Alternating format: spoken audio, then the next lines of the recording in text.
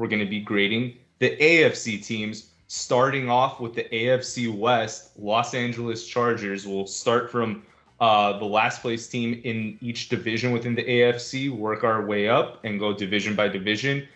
I'm going to list out all the top 100 picks. RC is going to give me his reaction not only on those players, but the undrafted free agents. Before we do all of that and get into all of the AFC teams, RC, do you want to provide an update on your site, what's going on with ffmetrics.com, and other stuff that the listeners should know about?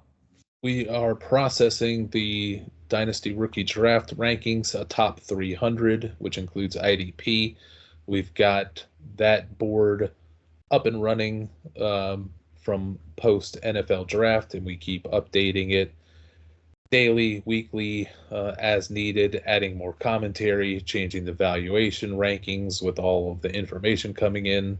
Dynasty Top 600 rankings. We're doing reports on players from 2023, watching their 2023 season from a scouting perspective and trying to translate that, what I see, to what could happen with them 2024 for fantasy.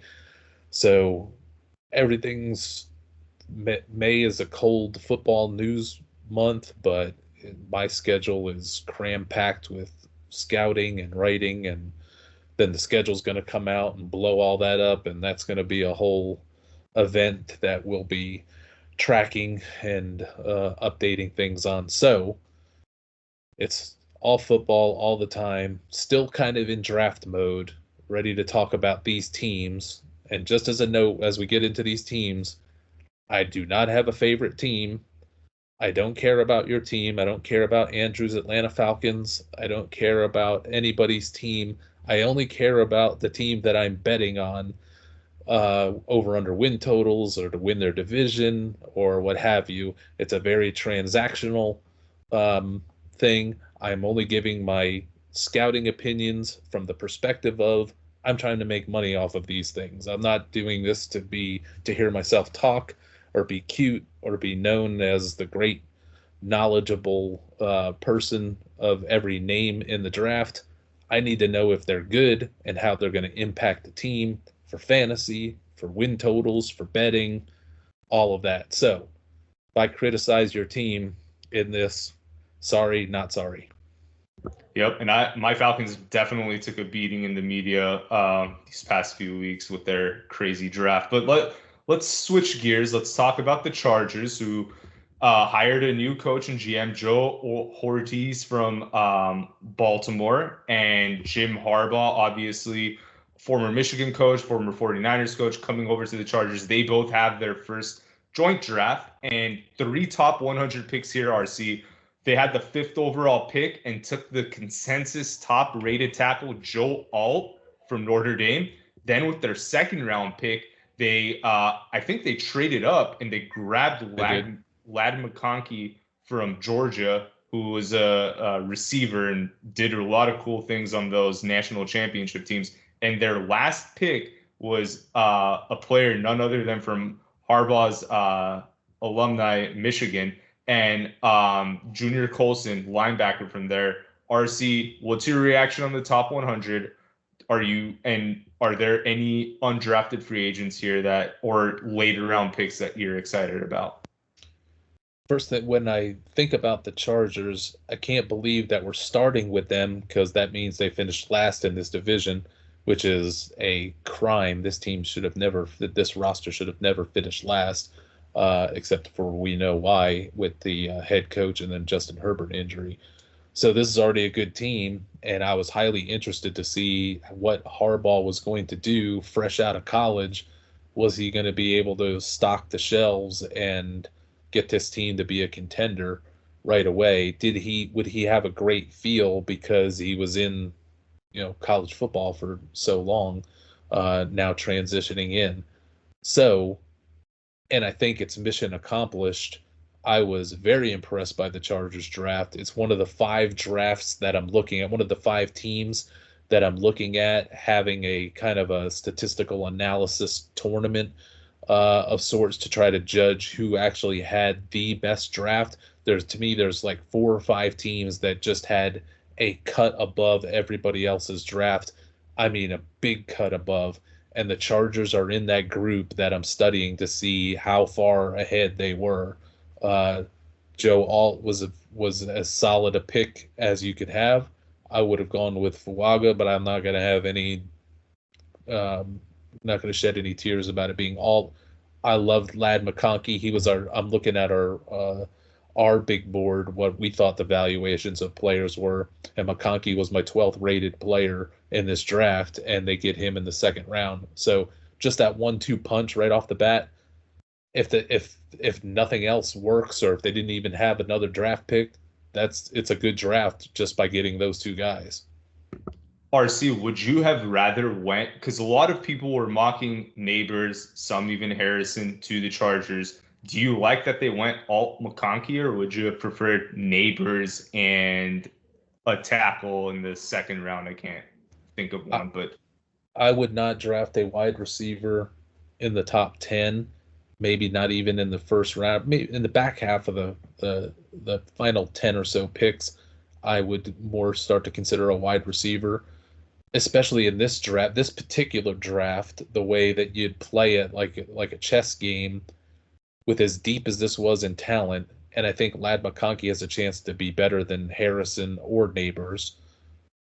So if I knew I was going to get him, if I knew I was going to hone in on him or a Roman Wilson or Ricky Pearsall, if I knew all those options were going to be available to me later, I would not have picked a wide receiver at the top. As much as I like Malik Neighbors, I wouldn't have done it. I would do what they did. Take an offensive lineman, then get your wide receiver late first or early second, which they did. I mean, this is almost with not counting the teams that needed a quarterback. So take them off the board. They have to go quarterback. The teams that didn't go quarterback, this is about as good a start to a draft as you could have had. Is a high-end offensive lineman followed by potentially one of the best wide receivers, maybe the best. He's a different type of receiver, obviously, than Neighbors or Harrison, but I think what he brings to the table is way more suited to be a killer in the NFL than what a Marvin Harrison's going to bring. And he's going to have no competition behind him. So, I mean, all those targets are going to literally be his. So I'm excited to see not only what he's going to do from contributing value to the Chargers winning games, but also from a fantasy football perspective, he's probably going to be a really hot name in the coming months. RC, I love the Alt pick because now you have Joe Alt on one side. I don't know if he's going to start off at right tackle or left, and then you have Rashawn Slater, who they drafted a couple of years ago. Now, like, you have 2 franchise tackles protecting Justin Herbert. I'm sure he's excited about that. Yes, he lost Eckler. Yes, he lost Keenan Allen. He lost Mike Williams, but now he's going to have time. He hasn't really had time in the pocket, and I'm really pumped up to see what the Chargers do here. But let me ask you this, RC.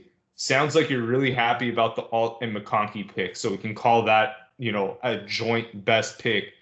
Look up and down this draft. What would you say was their worst pick, a head scratcher for you? After that 1-2 punch, it started to tail off a little bit for me. It wasn't horrible, but it started to trickle down from there. I think when they took, I'm not a big Junior Colson guy. Don't get it. So I'm gonna say that's the pick I least liked, but I am open to the fact that I could be wrong there, that Harbaugh, knowing him so well, that if Harbaugh's going to take him, if Harbaugh's going to put a 3rd round pick on him, I thought there was better interior linebackers available that he could have gone with. I'll give him the benefit of the doubt, but I'm going to say that was my least favorite pick because I didn't see it with Colson at all during the pre-draft scouting process. And in the 7th round, RC, they took a pair of receivers. I'm not going to typically list off the 7th round undrafted free agent guys, but I wanted to get your take on this as a potential sleeper. Like, you have Jerry Rice's son from USC, Brendan Rice, coming into the mix, and also Harbaugh going with Cornelius Johnson. I think that a lot of people were pegging Roman Wilson to Chargers, but because of the Harbaugh connection. But what are your thoughts on Rice or Johnson? Do you think either could push Quentin Johnston or whoever other receiver they have on that team? Catching a football is going to push Quentin Johnston out of the Chargers and out of the league. So it's not that they're going to do that. I think Brennan Rice, you can call him a sleeper because he went in the 7th round. I think he's better than that. I think he's a more legit wide receiver on the level of like Josh Palmer's a legit wide receiver, but nobody's really that excited about him. But he's capable. He's competent. I think Rice could be a better version of Josh Palmer. So, yeah, I would not be surprised at all if the starting wide receiver trio is McConkey in the slot with Rice and DJ Chark on the outside, or Palmer. But I could also see Palmer falling to number 4, and I would assume the Chargers will trade Quentin Johnston before they cut him. They'll do one of those trades where it's like, you give me a 5th round pick and I'll give you a 6th round pick back because we just want off of this guy. Yeah. And if I'm a Chargers fan, RC, give me somebody in the preseason that I could watch, get excited about, a sleeper. I know we talked about Rice or and Cornelius, but I don't know if they'll either really get too excited. Is there somebody that just pops out to you that could really like make an impact this year? The guy I'm really going to watch in the preseason that's kind of off the beaten path is I think it's Vidal. I think it's pronounced Vidal, the running back from Troy that they took in the 6th round. Arguably, he may be the most talented running back that they have on the roster. Now, they've got Gus Edwards is more experienced and is definitely going to be the starter. If J.K. Dobbins is really back 100% healthy, he'll be the co-starter with Edwards. But Vidal is no joke. I think he was one of the better running backs in this draft.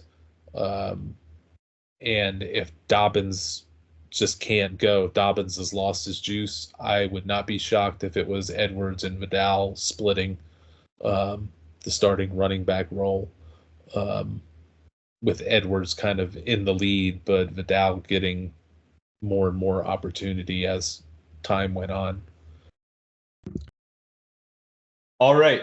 I agree with RC in that the Chargers definitely shouldn't have finished in last place, and I highly doubt that's going to happen next year. Let's move on to a team that probably will finish in last place in the AFC West, the Las Vegas Raiders. RC, actually thinking about it, I think the Broncos finished 3rd, so maybe we should start with them instead. Sorry, I forgot about the Raiders late season surge, so I apologize to Raiders fans. But you hate the Raiders. Hey, I'm indifferent. Your subconscious took over on that. Yeah, I mean, I just notoriously they've been bad, but they did have a little run towards them. You hate them for this year. You hate this roster. You hate this, but we'll get to that. Yeah. Okay, so the Broncos, RC, they had only 2 top 100 picks. They took Bo Nix with the 12th overall pick, quarterback from Oregon. And then in round 3, they took Jonah Ellis, defensive end out of Utah. RC, what were your thoughts about the Broncos draft? It's as good a 1-2 punch as they could have gotten given where they were picking, with Penix gone and Jaden Daniels gone. Bo Nix was the best, to me, was the 3rd best quarterback in this draft. So, and the first 2 were gone by the time Denver was picking.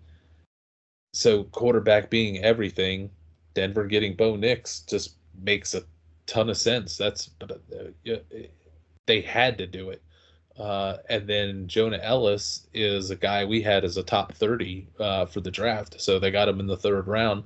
He's arguably, I would say, in some years, I'd say maybe he's the best, most gifted pass rusher of the draft class, but nobody can touch Latu. So Ellis would be potentially, I think Ellis is going to be a better pass rusher than Jared Verse is. Wow, that's big, especially since they took him in the 3rd round. Looking up and down this draft, RC, who do you think was their best pick? Would it be Ellis, Nix? By virtue of the quarterback being so valuable, it has to be Nix, but certainly the Ellis pick was clever. After the Ellis pick being clever, and I getting Troy Franklin, I'm not super thrilled with, but he's useful, and then he's connected to Bo Nix, so it made some sense. After a nice 1-2-3 start, it kind of fizzled a little bit from there. But if you can get 2 or 3 good good to great players, you have a winning draft, because most teams are lucky if they're going to have one good player come out of their draft. Do you think Bo Nix has a shot to be like Sean Payton's like new Drew Brees? Because he seems to really play that like systematic type of offense. So that's awesome that you're nodding your head. That's great that they picked him up. I don't think we'll ever look back and go, wow, it's 2027 and Patrick Mahomes is dueling with Bo Nix all the time for being the best quarterback in the league. It's not going to be that, but useful, functional, solid, above average. I think Bo Nix can be that. He can be in a Kirk Cousins range, a fringe top 10 to 15 quarterback. So by virtue of that, it's a good draft. If you can get a quarterback out of a draft and have hope, you're a draft winner. So, do you think they were always going to go Nix at 12, or do you think the Penix pick potentially forced their hand? I think it was going to be Nix all along, just from reading and hearing the things that Sean Payton was saying. I think that is more his style of quarterback. Makes sense.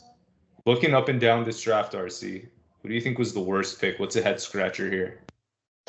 5th round, when they could have used more defensive talent. That Chris Abrams drain corner, I didn't even have him in the top 300 prospects, and they burned a 5th round pick on him. So I'll say that's the pick that made me scratch my head.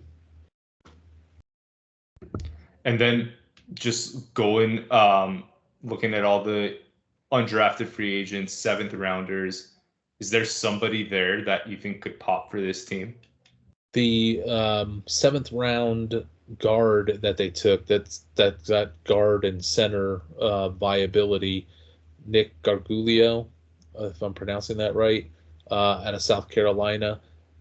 We had him as a top 70 prospect, and they got him in the 7th round, a top 10 guard, a top 5 center prospect type. So, and Frank Crum, who was a tackle, undrafted free agent, we had him in the top 100. So Denver started out well, had a little bit of a lull in the 5th round, and then they got 2 really good players, 7th round and undrafted free agent.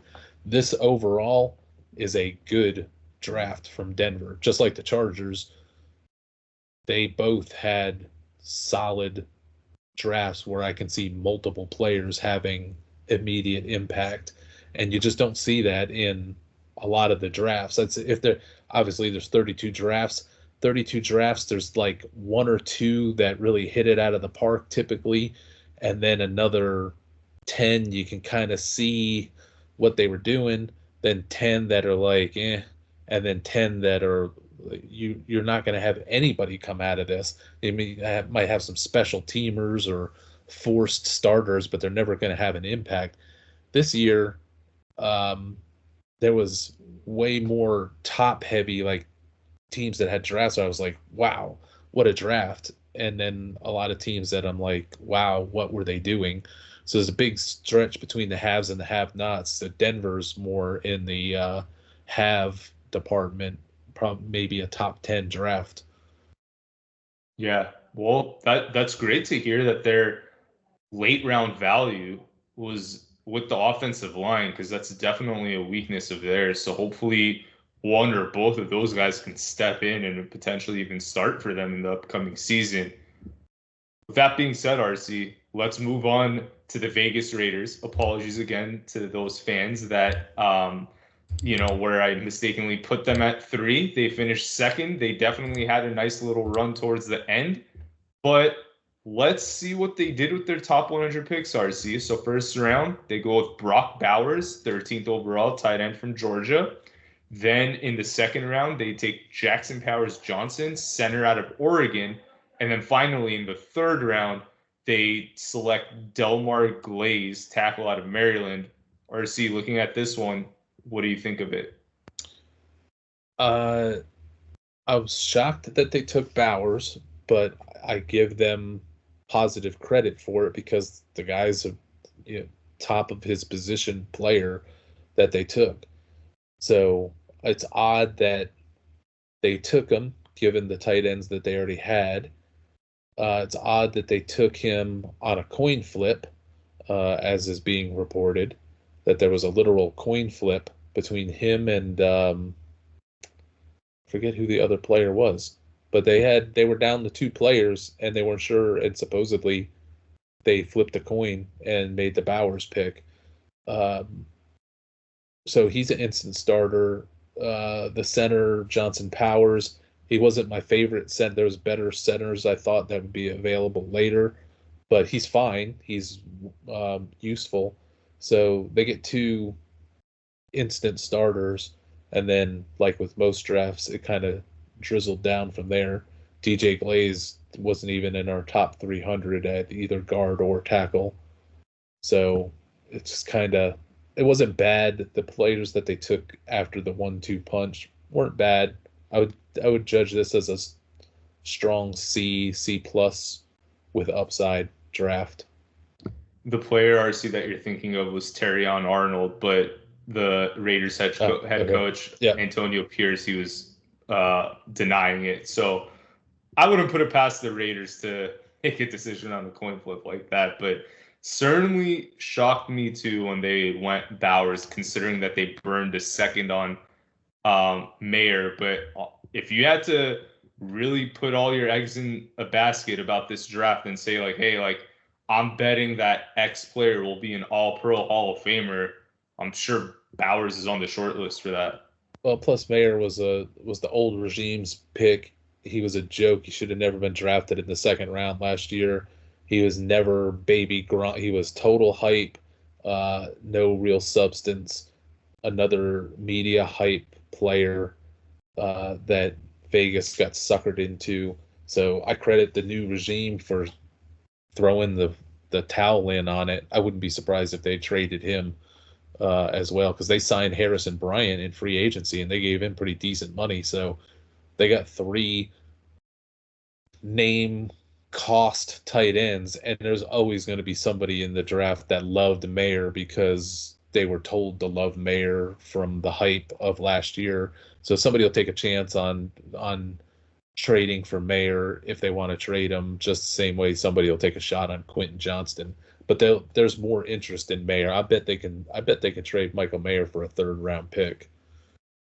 That would be great for them, considering that, just 2 years later, they just downgrade their 2nd to 3rd, knowing how he panned out last year. We'll see if that goes down.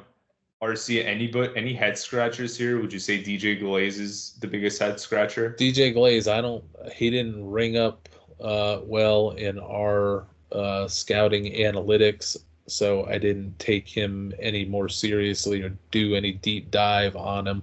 So when I go back through some of these guys that got drafted high that I have way worse grades on, I'll go back through and deeper scout just to see if something was missed.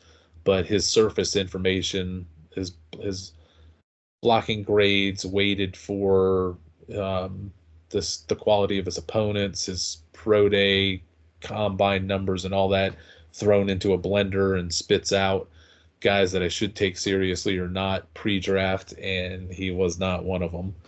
So maybe if there's something there to him, I'll find out this summer. But on the surface, that's the one that was way off of all the guys they drafted.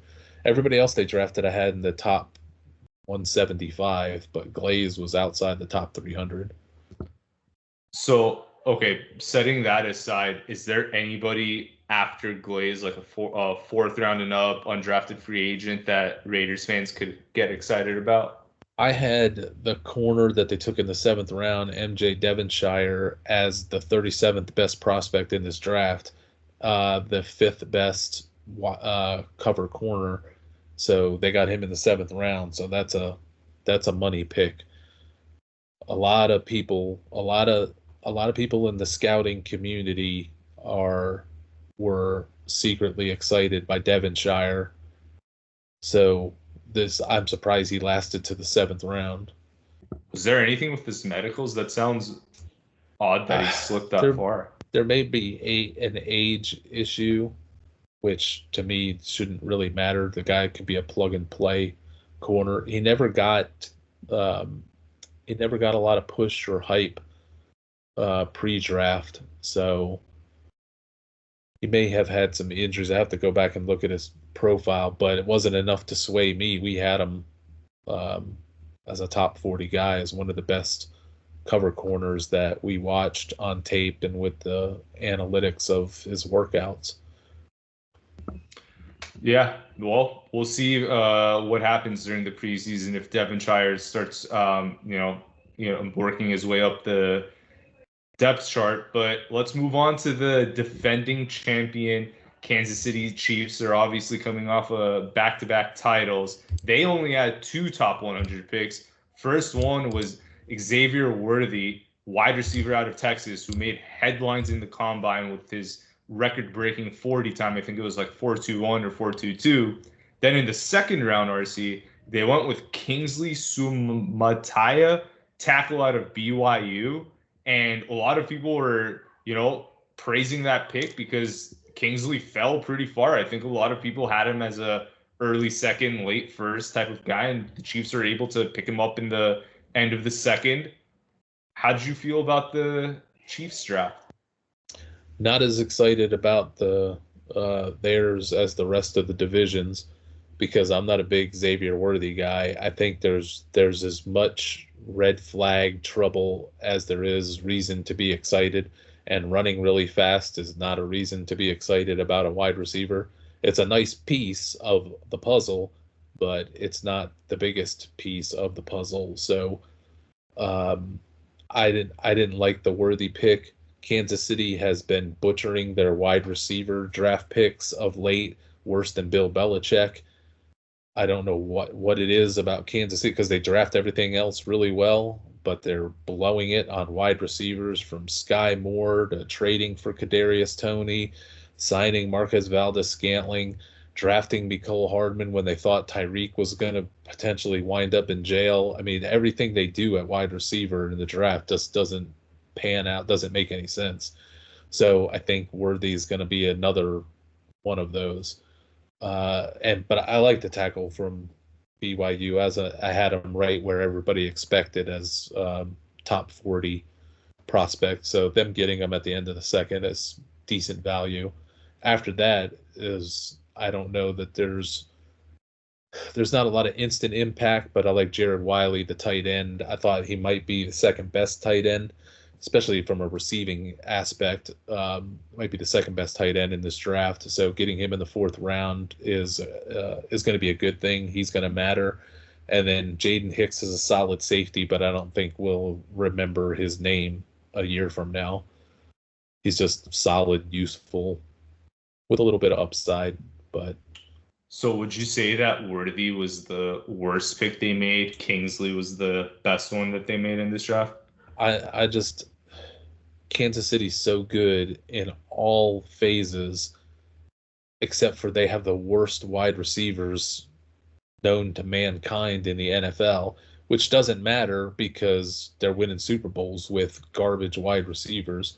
So it's not critical, but I'm thinking if they ever got the wide receiver right, like if they would have got Ladd McConkey, if they would have got somebody, if they would have got Roman Wilson, if they would have got a real, to me, impact, no-brainer wide receiver, instead of wasting trading up to get Xavier Worthy, if they could actually get a real wide receiver trio, they'd be unstoppable. But they keep scuffling at wide receiver, so I think Worthy's going to be part of the scuffle that continues. And would you say Jared Wiley, out of like everybody that went above the top 100, fourth round undrafted free agents, is that the name to keep an eye on for Kansas City fans? As a quote unquote sleeper, but I think the best sleeper that they got that's a rookie that wasn't in the draft that they signed him before is our international rugby player, Louis Reese Zamet. Is to me is the most interesting guy I'm going to be watching for in the preseason. Yeah, and if you guys haven't checked out our video on that, definitely go look at a full scouting review that RC gave LRZ before the draft started. He was signed before the draft. He's a part of the IPP program, like RC was saying. So, yeah, that'll be exciting to see what he does, especially with the new kickoff rules. Yeah, and we have a very different scouting take on him. This is not the usual, hey, check out this rugby guy. He's going to be good on kickoffs. There's a lot more to this for a potential upside. That's something different that I'm saying that no one else is saying at this point based on scouting. So I'll leave it at that as a tease to watch that video if you haven't. Let's move on to the AFC South. The Tennessee Titans finished last in 2023 with the 7th overall pick. They went with J.C. Latham, tackle out of Alabama, to try to bolster that offensive line that couldn't protect Will Levis at the end of last year. And then with their 2nd round pick, they went with Tavondre Sweat, defensive tackle out of Texas. RC, those were the only 2 top 100 picks. What did you think of the Titans draft? As I was, we had, I really like the potential of the Tennessee Titans going into this draft. And I was praying that their issue, they've addressed some of their issues in free agency. The one thing that they really needed, the one thing that killed them last year was their offensive line. So I'm sitting there at the draft thinking if they just get one of these really good offensive linemen, whether that's Alt or Fuaga, Fatanu, any of those guys, like this is going to be fantastic for Tennessee. As long as they don't get suckered into like a J.C. Latham, this is going to be good. And then, of course, they go ahead and pick J.C. Latham. A number 145 prospect for us, top 10 for the NFL.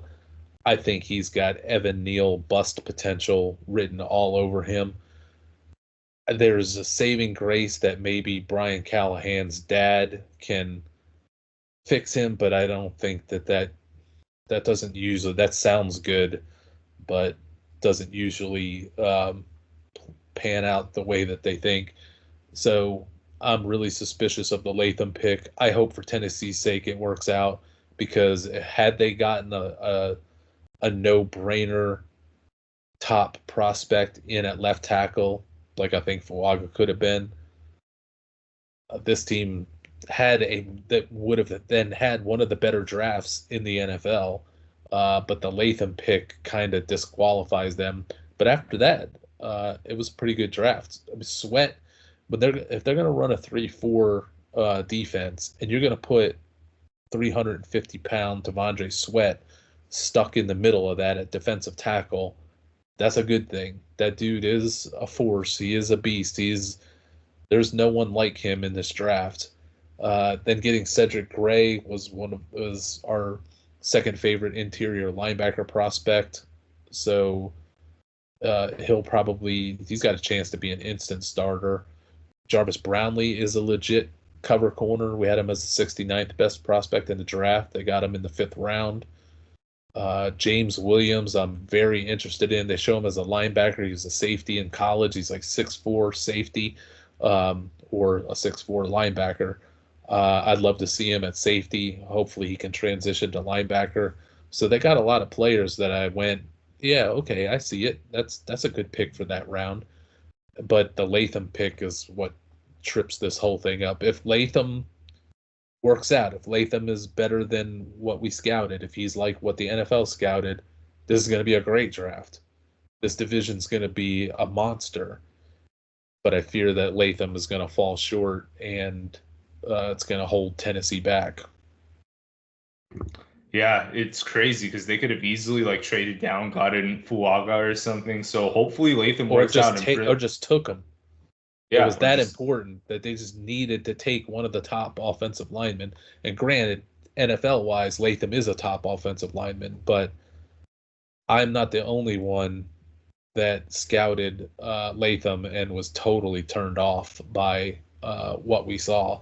This is just, to me, it's just another, hey, this guy is really big and is from Alabama, and he's dominating some college defensive linemen, so he must be great. But that hasn't been a winning formula. Just because they were good at Alabama, regardless of the position, but especially at offensive line, it's not a guarantee. Had some good tape against college defensive linemen, had a buzz or cachet because he played for Alabama going into this. I don't think all of those factors equal up to a formula of, oh, this is an obvious can't miss player. I mean, how could the NFL be wrong on something like this? The NFL's wrong on this all of the time.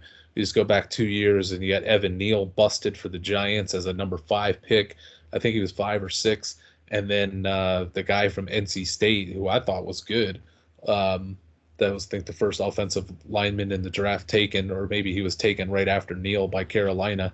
That guy's busted for Carolina. So it is no guarantee just because you're a high pick and went to a big name school that you're a no-brainer prospect beyond reproach. So I just think a lot of these guys that that have good NFL ratings going in were right. Latham was one of there's 2 guys that to me were bad offensive lineman prospects for the NFL.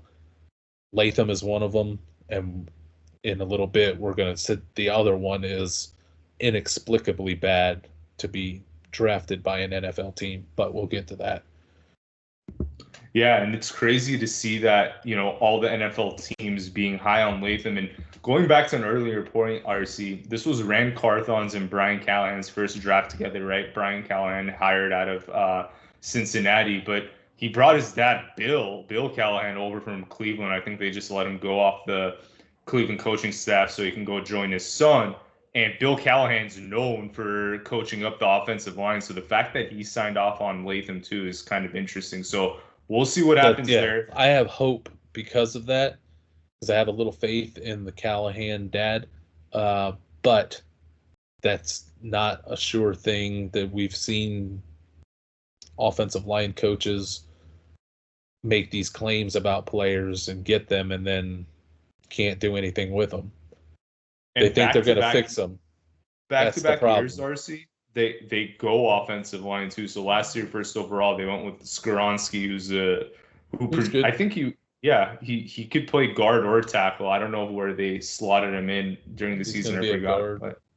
But when looking at the Titans draft, it sounds like Latham would be your worst pick. Who would be your best pick? Basically, I'll say it's probably Cedric Gray, although T'Vondre Sweat is such a perfect nose tackle for a 3-4 defense. So either one of those guys I could claim as their best pick. Any undrafted free agents that Titans fans can watch during the preseason? I am a really big fan of David Martin Robinson, the tight end out of Temple that went undrafted. I thought he was one of the 5 best tight ends in this draft. So I think that's a major steal. It's kind of like Okonkwo that's already there. Little smaller of size, but thick and a good athlete. So we had him as a top 10 tight end prospect. in this class, the number 200 ranked. He's not that small. He's 6'3", 247. I remember him being smaller in my head, but good receiver, aggressive player. Wouldn't surprise me if he's one of the 3 or 4 best tight ends to come out of this draft when it's all said and done. But he didn't get drafted.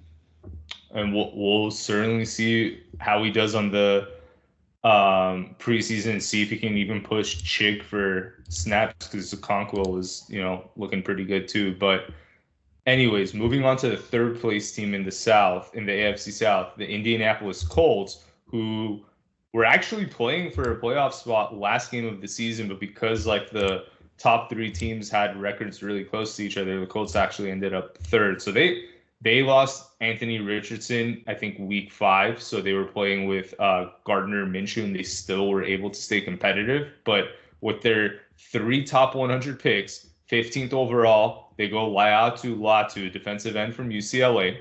Then in the second round, they go with Adonai Mitchell, wide receiver out of Texas. And lastly, RC, third rounder, Matt Goncalves, guard out of Pittsburgh. What did you think about the Colts draft? I just by virtue of drafting Latu, who's a generational talent pass rusher, it's a winning draft if everybody else busts. But after they made the Latu pick, there's not a lot to me. There's not a ton to get excited about. I'm okay with Adonai Mitchell, but that wasn't really a need in the second round. There's so many other things they could have done than add another wide receiver who may not be one of the 3 best wide receivers they have. And he's a good receiver. They just got a lot of good receivers there. So I didn't get that draft pick. I have terrible grades on the Pittsburgh offensive lineman. So to me, that's going to be the worst pick of their draft for me. And who's a sleeper? If you're, because I'm sure Latu's your best pick, so I don't even want to get into that. First defensive player taken off the board. A lot of potential, especially on the rushing the passer. You could easily be the best pass rusher of this draft, and maybe even the past 2 drafts. But looking up and down their board, undrafted free agents, 7th rounders, anybody stick out to you? As bad as Goncalves is, the 4th rounder Bortolini is pretty good, so that might offset the one guy. They don't have a ton of sleeper talent that they took, but I'll throw in with they signed undrafted free agent quarterback Jason Bean, who I think is from Kansas or Kansas State, who is one of the fastest running quarterbacks in this draft class. I don't know that he can throw a football worth a darn, but that dude can run. So if they can ever get any real quarterback play out of him, or bring him in for some wildcat, or put him in as a, train him over to be a wide receiver, he's got some physical tools, but I don't think he's got the arm to make it. But I want to see. He'll be one I want to see how he handles the NFL. He could get blown out pretty quickly. But that dude can run. Let's move on to the second place team, Jacksonville Jaguars. A lot of people, at one point in the 2023 season, they were 8-3 and potentially in the driver's seat, or close to being in the driver's seat of the home field advantage in the AFC. And then they, have a late season collapse and miss the playoffs altogether. 3 top 100 picks here. First one, Brian Thomas, wide receiver out of LSU. Second round, they go with Mason Smith, defensive tackle out of LSU. So they go and grab Brian Thomas's teammate on the defensive side of the ball. And lastly, with their third round pick, Jerrion Jones, defensive back from Florida State. RC, I was really high on Brian Thomas coming out, and it just pains me to see him go to Jacksonville with Trevor. But I do recognize that, with Ridley not there, they got rid of Zay Jones. He could get a lot of targets. So hopefully they're just on point and Thomas looks good. But what did you think of the Jaguars draft? I'm a Brian Thomas fan. Zay Jones is gone. Gabe Davis stinks. This could actually wind up being a good place for Brian Thomas in the long run. So I like the pick there. Then after that, I wouldn't want any of their picks. Is there one that stands out to you as like, what the heck were they thinking? Or do they all qualify for that? I'll just say this. Looking at my board with a draft, so Brian Thomas, we had the 14th best prospect. So they got a good value drafting him in the 20s. The next best rated prospect that we have that they drafted is Jarrian Jones, the corner out of Florida State, and he was our number 197. So everyone else is after that in the 200s and 300s. So DeAndre Prince is the worst rated, and they took him in the 5th round as a corner. We had him as the 452nd best player in the draft, and they used a 5th round pick on him. So he's the. There's a lot of candidates for I don't get it pick, like Mason Smith in the 2nd. I don't get. What about sleeper? Is there somebody that I know you're saying you didn't like anybody from the draft, but maybe an undrafted free agent that Jaguars fans can get excited about? Yeah, they got a couple guys. The Miles Cole pass rusher from Texas Tech is a kind of a freak size athlete, but hasn't ever really put it together. So he's somebody I'm going to be interested in watching. But I do like Josh Cephas, the undrafted free agent wide receiver. I think he was out of UTSA. He's a really good professional quality wide receiver, but being undrafted, it's going to be an uphill climb for him to make a dent. So I like him, but I don't see where he's going to have an impact for a while. He'll probably wind up practice squad and on another team before we see him making an impact in the NFL a couple years from now. But he's good. Let's move on to the first place team in this division, the Houston Texans, who didn't have a first round pick because they traded it to the Vikings. They were sitting at 23 overall, and they decided to trade with Minnesota to get their second rounder this year, and they picked up a second rounder in 2025. So they almost deferred that. Well, not even deferred. They just moved down in the draft and picked up an extra second in next year. So with their 3 top 100 picks, the first one they go with is Kamari Lassiter, defensive back out of Georgia. Then with their second rounder, they went with Blake Fisher, tackle out of Notre Dame. And with their final top 100 pick, Kalen Bullock, defensive back from USC. RC, first of all, did you like the move that they did with the Vikings? And what did you think of their draft?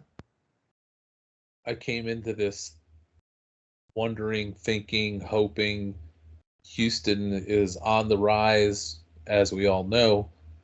They're on the cusp of maybe being the best team in the AFC. If they just put together a killer draft, that may be the thing that pulls them up with the Chiefs and others. And they may have had the worst draft in the entire NFL. They blew this golden opportunity as far as I'm concerned. They did not, on my board, they did not pick one player in my top 150. What would you have done differently, RC? I'm assuming everything. Is there a specific player? Let's just say they didn't trade that 23 overall.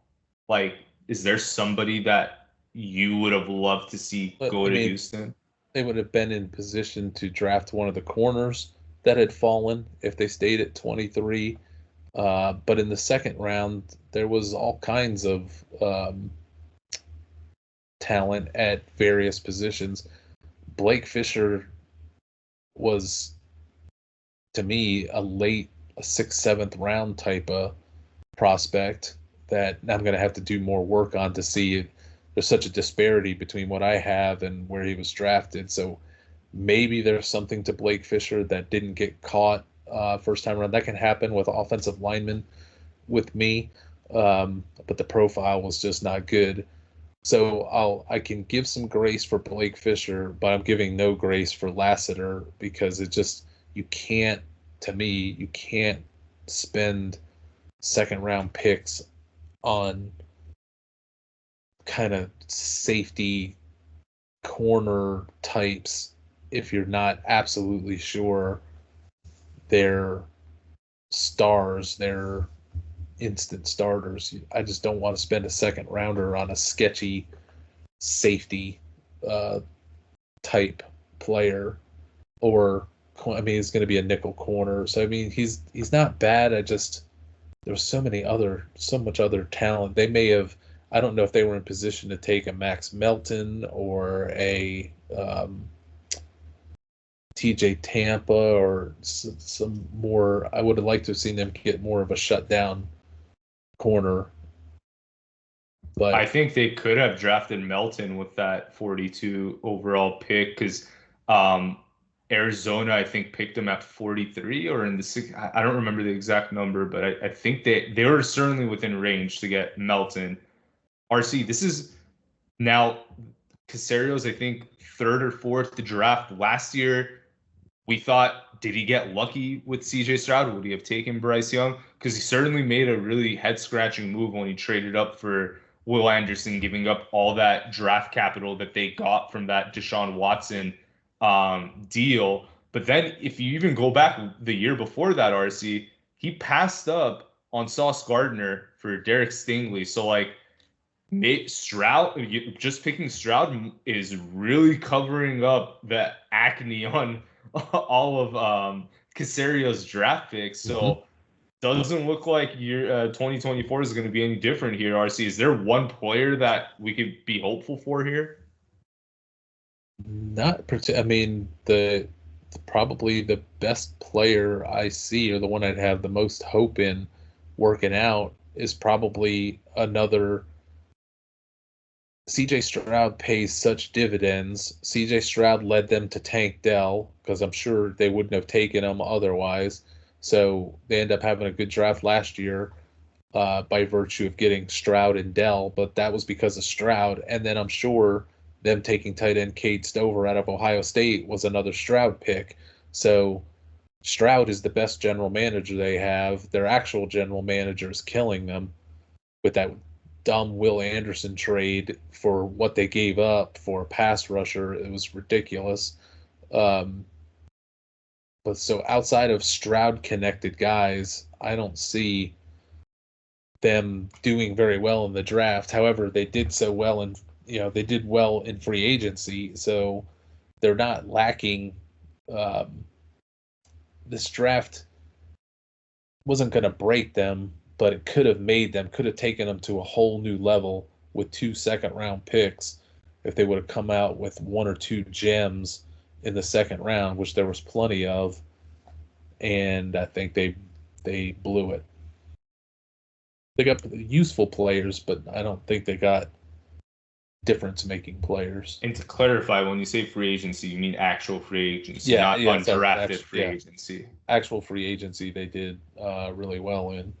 Any undrafted free agent that you want to throw their name in the hat or nothing? Wow. This is the first team, I think, where there's nobody you're excited about. They got a couple of, they got the Janke brothers out of South Dakota State who are cute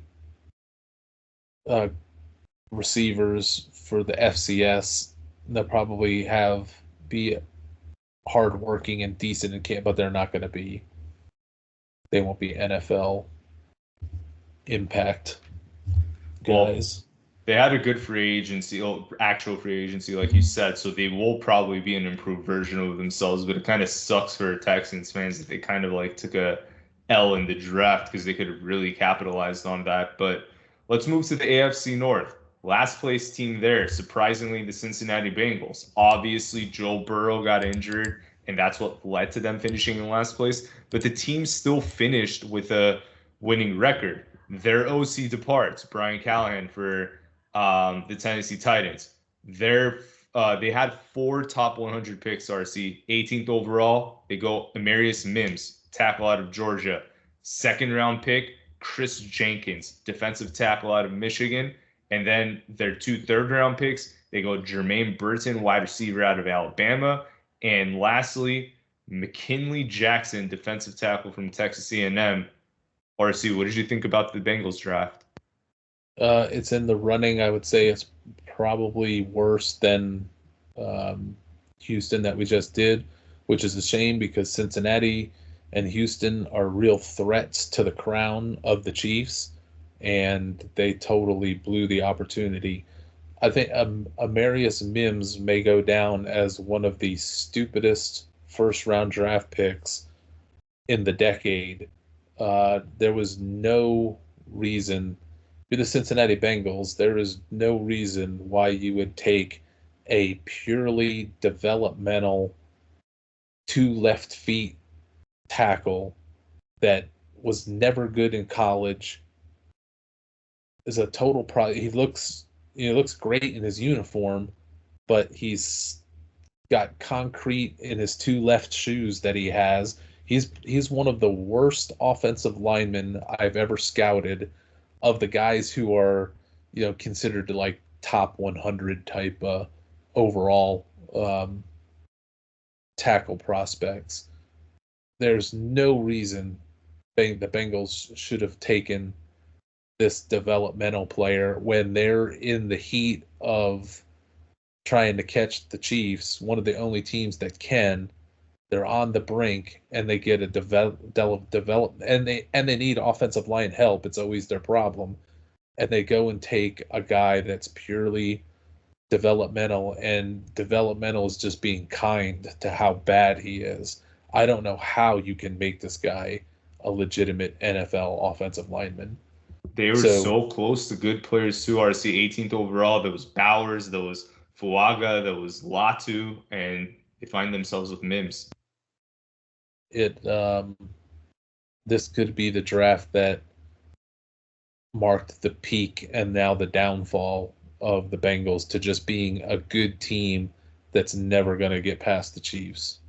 Who would you have taken at 18?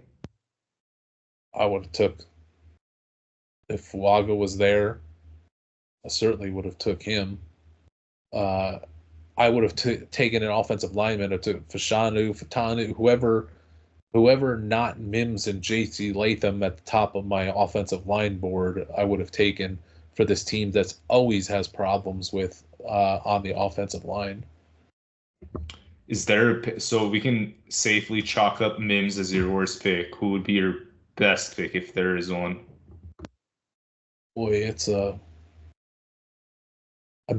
guys like, Chris Jenkins is useful, but I'm not using a second round pick on him on a nondescript, nobody cares defensive tackle. Jermaine Burton is a nice professional wide receiver, but third round pick on him with some of the guys that went after him, I just didn't get it. So worst pick or best pick, I don't know that there is one. Maybe Tanner McLaughlin, but as a 6th round tight end, because they need some tight end difference makers, but they got a bunch of other tight ends. I'm not even going to grace it with they have a good player that they took. Wow. So similar to the Texans, I think this is we just went and covered them back to back, but these are 2 teams where you don't have a favorite guy. Now, unlike the Texans, do you think that later round, is there something there for a sleeper? I know you pointed out the 6th round tight end, but is there anybody else, maybe undrafted free agent, that you like? A guard that we did, or a guy that we did a profile on, Cole Burgess out of Cortland State, was probably the best lower level, arguably the best lower level, him and John Giles, wide receivers that were going to go undrafted. So they got Burgess, which is fine, but they got a lot of other wide receivers ahead of him. Aaron Casey, the linebacker out of Indiana, I think is quite underrated. I think he'll end up making a team and maybe seeing some production from him in a year or two. So, but it's not. I really look over this board and I'm like, man, if Cincinnati could just have gotten a couple of guys that could plug right in so that they could help close the gap of them in Kansas City, and they did nothing. Like they drafted forgettable good players. It's not when I'm negative on these guys, it's not like, oh, they're all busts. It's just like nobody's going to care about Chris Jenkins a year from now. Nobody's probably going to care about Jermaine Burton a year from now. Nobody's going to care about Josh Newton a year from now. So I just see that and I go, man, what a missed opportunity when there was other guys that could have gotten more excited about. I don't expect them to bat 100 bat 1,000 on these picks and be perfect, but I want to see them get a couple of guys I can get excited about that could rush right into the starting lineup. But as I see it today, I don't see it. Well, I don't want to keep pulling your teeth on this one. I know back-to-back you had some drafts you didn't like between Houston and Cincy. Let me take you to a draft that I think you will like, the Pittsburgh Steelers. They had 4 top 100 picks. First round, 20th overall, they went with Troy Fautanu, who the Bengals could have easily had, an offensive lineman out of Washington. Then with their second round pick, they take Zach Frazier, center out of West Virginia. So that's 2 offensive linemen that they took with their first and second round picks. And then in the third round, they had 2 picks, and they take 2 Wilsons, Roman Wilson, wide receiver out of Michigan, and Peyton Wilson, linebacker, North Carolina State. 3 top 100 picks on offense, 1 on defense. RC, what did you think of the Pittsburgh Steelers draft? Near perfect. Their first 6 picks were all in our top 50 overall. That's shocking. That is rare. I'll see teams that'll get 1 or 2 top 50 guys, and you're like, good for you. That's a good draft. You get 3 top 50 guys, and you're like, wow, this is something. This is a really good draft. You get 6 for 6 top 50 on our board players. It's stunning what the Steelers did. They're going to definitely be in the running for the best draft of 2024.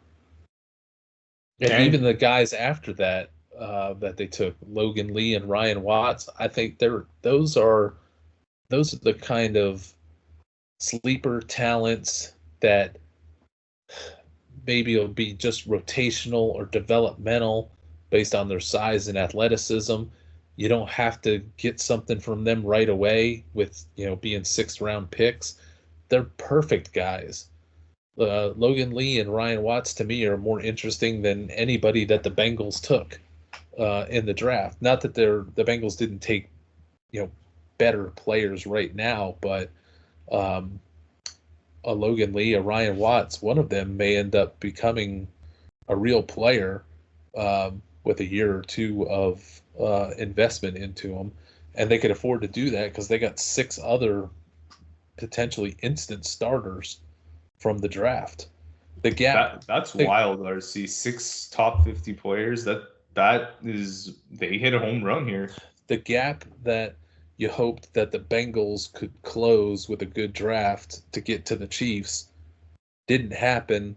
It happened with the gap of the Steelers to the Bengals that they closed because the Bengals had a crap draft and the Steelers had a near perfect draft out of the gates. So the gap is now closed to where we can say the Steelers might be the best team in the AFC North. I would have never dreamed of saying that before this draft. And RC, I know you're not a fan of Arthur Smith, and he could certainly just throw all this out the window with his play calling, but just looking at the style that Pittsburgh runs, they're run first. They have Russell Wilson, who is extremely risk averse, right up Arthur Smith's alley. I know Roman Wilson's great, but I don't know that Arthur Smith's going to deploy an aerial attack there. So I like that they beefed up the offensive line. They're letting you know they're going to run the ball on you, and they're probably going to do it effectively. How far that gets you remains to be seen, but I like where they're going. They're playing to their identity.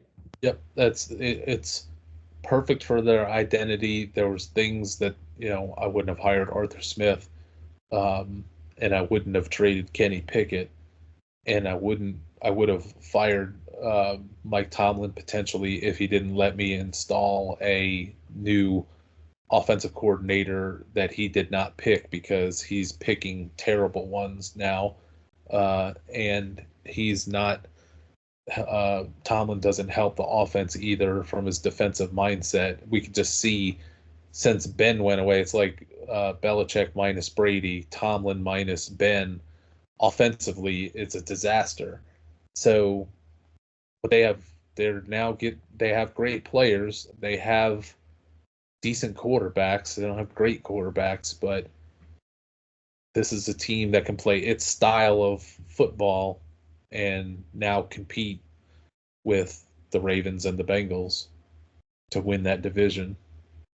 Who would you say is their best pick? I mean, probably Peyton Wilson in the third round, just for the value of it.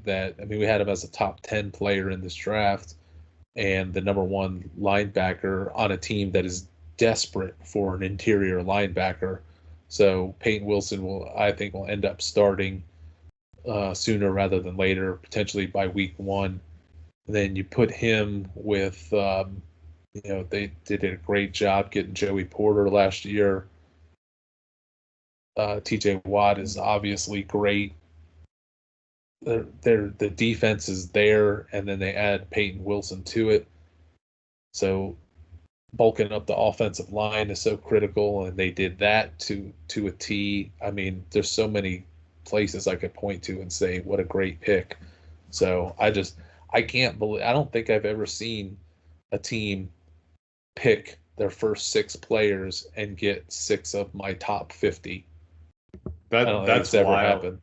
That's wild. And I almost feel silly asking you this. Do you have a head scratcher here? I mean, can a 7th rounder even be a worse pick at this point? And let me say, when I say that no one has gotten 6 top 50, I mean for like the entire draft. And it's wild that the Steelers did it and did it in their first 6 picks. So the sleeper would be, I'm going to say Logan Lee, the defensive tackle, 6th round out of Iowa. He is unique. He's like a 280-pound defensive tackle. He plays and looks like a defensive tackle, but he has some of the movement skills of a 3-4 defensive end. He was rotational at Iowa. The first time I saw him, I was like, this guy's really good. He wasn't even listed in the top 300 prospects for many draft sites and ranking services. And I'm like, why is everybody so down on this Logan Lee guy? He looks pretty promising, and he's got size and good movement skill, and he can play defensive tackle in a 4-3. He can play defensive end in a 3-4. I'm hopeful for him. So it's just another good pick that may end up coming from this draft. Well, let's move on to the second place team in the AFC North, the Cleveland Browns, who haven't had a first-round pick since they made that Deshaun Watson deal, RC. They traded 3 first-rounders to Houston as part of that package. So I think they're done with it now. And they actually had a second-rounder this year, which is a big improvement because the past 2 years they've only been drafting in the 3rd round. So they only have 2 top 100 picks here. So I'll walk through them. Michael Hall, defensive tackle, Ohio State, and Zach Zinner, guard out of Michigan. So, RC, do you like either one of those guys? Any late round guys you like? Zinner, we had as the number 32 prospect in the draft, and he only fell to the 3rd round because he's coming off an ACL, which these days isn't really fair. I mean, guys come back from that better than ever. He was arguably the best guard prospect in this draft. So for them to get him in the 3rd, and them getting DeJuan Jones last year, they're just stealing offensive. This is the best offensive line talent-wise on paper, if they're all healthy, this has to be the best offensive line or in competition for it. So that gives the Browns power right there. Outside of that, then I'm not a believer in Hall. His 260th best prospect, and it just kind of flopped from there. Not that they took horrible players. It's just I'm not. Jamari Thrash is okay. Nathaniel Watson is okay. But the Zinter, this draft will be known because of their lack of picks. This draft will be known by Zinter potentially. It's pretty crazy that back-to-back years they get pretty good value. One being Dawand Jones, who I remember we were really high on him in 2023, and now 2024 is Zinner, who you said if he didn't have the ACL, RC, would he be a first rounder? He could be. And think back to Dawand Jones, he was our highest rated non-quarterback prospect, I think. He was the highest rated non-quarterback prospect last year in our top 5 overall. And then you see him end up going in the 4th round. So when I'm critiquing these picks from my perspective, just know it's, we're not crazy. I mean, we had the Dawand Jones thing. If the NFL, if any other team would have just listened and gotten Dawand Jones, they would have got arguably the best non-quarterback in the entire draft. And the Browns did. And then the Browns had to turn to him when they had an injury on the offensive line, and he was fantastic. Zach Zinner is not as good as Dawand Jones, but he's really good. So 2 years in a row, they're adding potentially the best lineman at their position, guard, tackle. And they're not even listing them as starters. They don't even have to. They're so good that they don't even have those guys as potential starters this year. Zinner, 85th overall. Dawand Jones, 111th overall last year. And if you look at any redraft of 2023, any redo, Dawand Jones is going in the first round. So just to, put it out there, when you see Cleveland's hitting on this, RC's calling it out. So there's definitely something there with Zinner. RC. And if the Bengals or the Texans had gotten these two guys in back-to-back years, they closed the gap by having both of. If they got both of them, if they got just one of them, it would be good. Especially the Bengals. Yeah, any team could have gotten these two guys at a value. It's rare that it happens that the same team gets them both. So credit to the Browns, they did, and heck, they don't even need them. That's how good they are on the offensive line scouting. Is they don't even need these guys on paper, and they're taking them and accumulating them, and they end up having to use guys last year and having to put Dawand Jones in as a starter because of injuries. There's always going to be injuries to the offensive line. You've got to, after quarterback, man, you have got to pack that offensive line. That's what was so great about what the Steelers did. 3 top 50 players, 3 of them offensive linemen. But here's the Browns with their great offensive line. So the AFC North is the home of some of the best offensive line talent in the league. And then there's Cincinnati taking Mims, who can't even walk a straight line, can't even backpedal without falling over. That's crazy. And, if they just stuck with Baker and didn't give up those 3 first-rounders too, they could have really had something going here. But, I mean, even though they might have something here with Zinner, and obviously they had that crazy stretch with Flacco, I just don't like where they're going with Ken Dorsey and all the other moves that they made. So I don't know that I don't know if the current regime is going to be there to realize what they've drafted and take credit for it. They might be able to offensive line their way out of it because the offensive line is so important. That's part of what led to Flacco being so good. So maybe they'll be able to do that, but this is going to implode on them eventually because you can't give $41 million guaranteed to Jerry Jeudy. You can't give $250 million guaranteed to Deshaun Watson and then have them be not even start. I mean, they wouldn't start. Deshaun Watson today doesn't even start for most NFL teams. Jerry Jeudy shouldn't be starting, and the Browns are turning around and giving him $41 million to come and play for them. They're gonna crumble under the weight of the mess that they're making outside of offensive line. But their offensive line is going to keep them in it.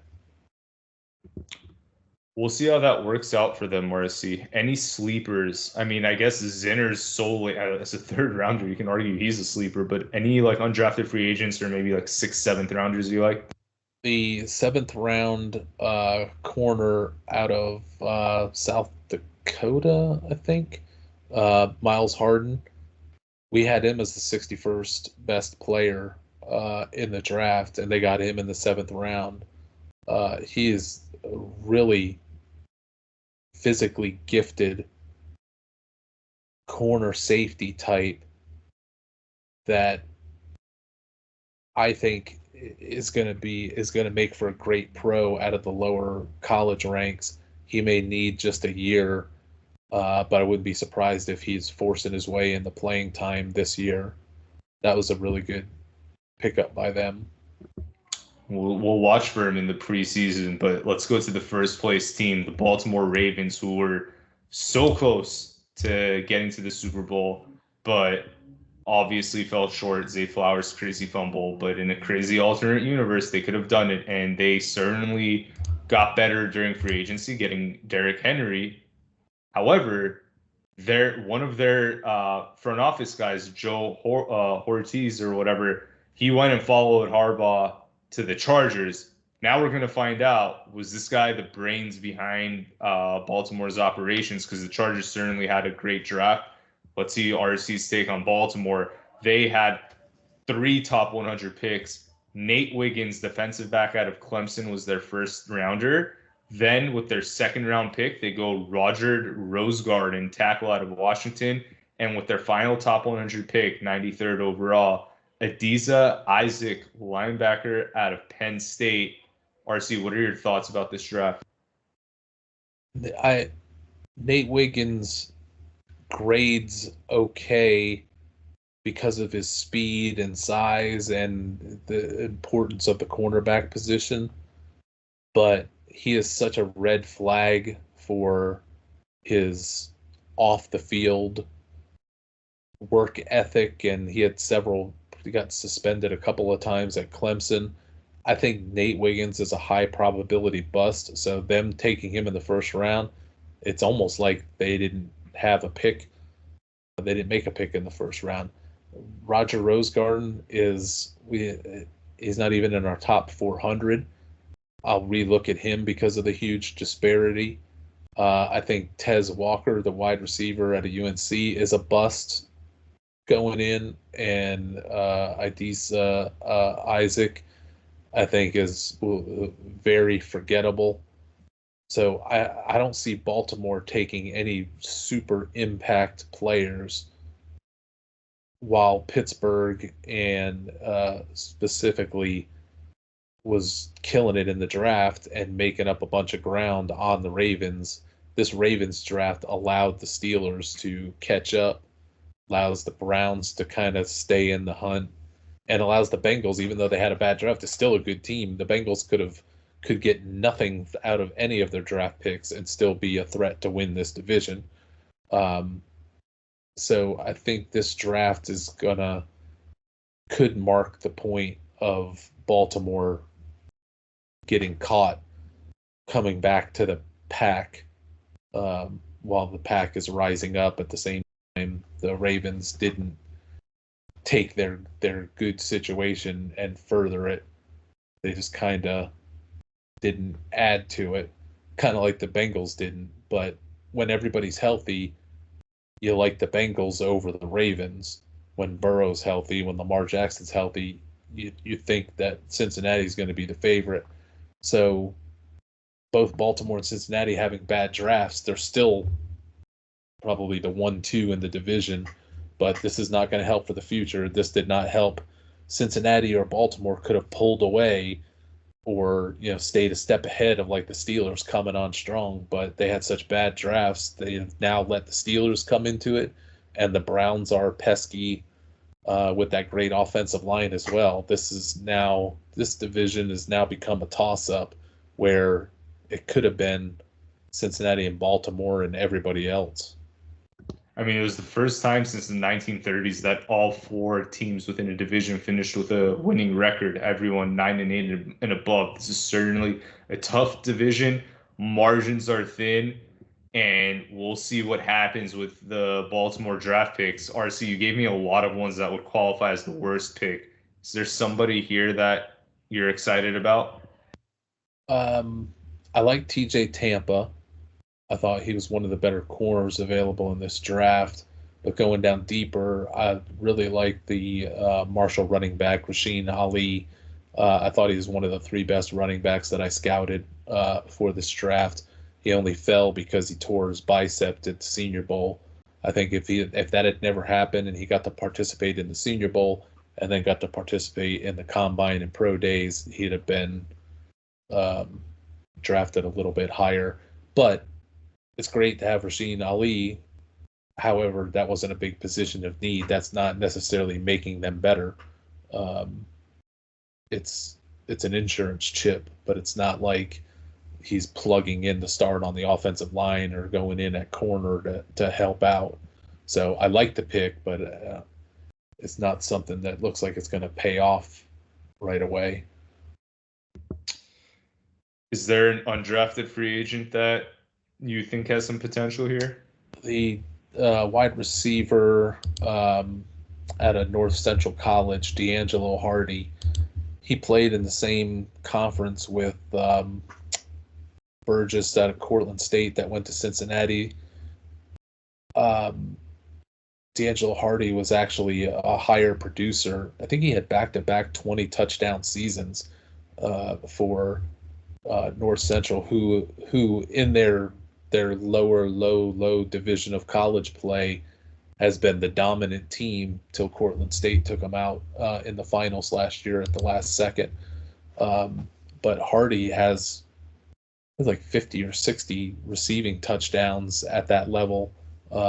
So I'm a little interested to see how he translates. When I scouted his tape, it didn't grab me like Burgess out of Cortland State did, but the numbers on Hardy are so amazing that I want to see more this preseason. He might be one of those guys that's just better than 40 times can tell us. Yeah, well, we'll definitely keep our eyes on him. RC, last division in the AFC, the AFC East. Patriots, who dominated for nearly 2 decades. Obviously, when Brady walks out the door, they're sort of hanging out the cellar, and they finished last in 2023. And I don't think that's an anomaly. It's probably going to be a trend, but let's walk through their 3 top 100 picks. 3rd overall, take Drake May, quarterback out of North Carolina. Then in the 2nd round, they go with Jalen Polk, wide receiver out of Washington. I think they might have even flip-flopped with the Chargers for that pick. I could be wrong about that. But then moving forward, I forgot who the Chargers traded up with to draft McConkey. But anyways, with their 3rd round pick, they went Caden Wallace, tackle out of Penn State. RC, their first 5 picks, they just completely hit the offense. What did you think about this draft? I think they're running the risk that this draft is going to be completely forgettable and then all relying on whether Drake May was any good or not. And I fear that he's also going to be forgettable. They'll run out of patience with him quickly, as is this era where the fans turn on things and organizations turn on things fast. I did not like this draft. A team that just needed a ton of talent. I don't know that they really got any. I mean, Polk he's a fine, competent wide receiver, but I don't think we'll be talking in 3 or 4 years talking about the top wide receivers in the league and bringing up Polk's name. But he's fine. He's good.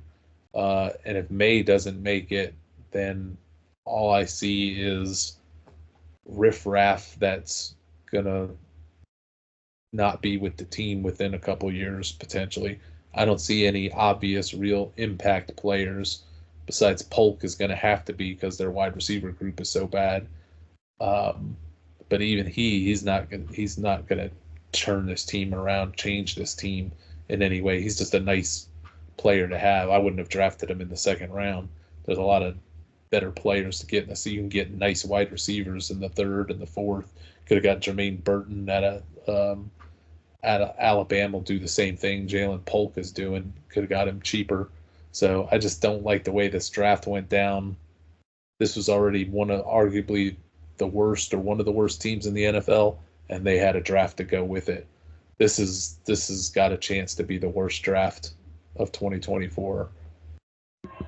So I was right in that they traded up. I mean, they traded down with the Chargers to take Polk, so they could have easily had McConkey there, which is pretty nuts. RC, lots of candidates to be the worst pick. If you had to put your, if you had to pick one out, who would it be?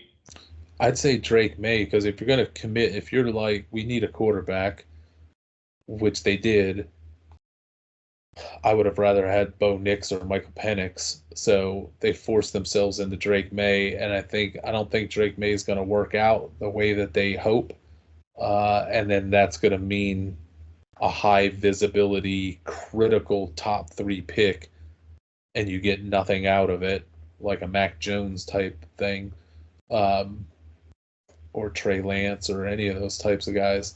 I think that May's future is more in that vibe, and this is not a very good team around him. It just smacks of trouble. So I'll say that's the worst, because when you got a top 3 pick, man, you've got to cash in on it, and they may have potentially had their pocket picked instead.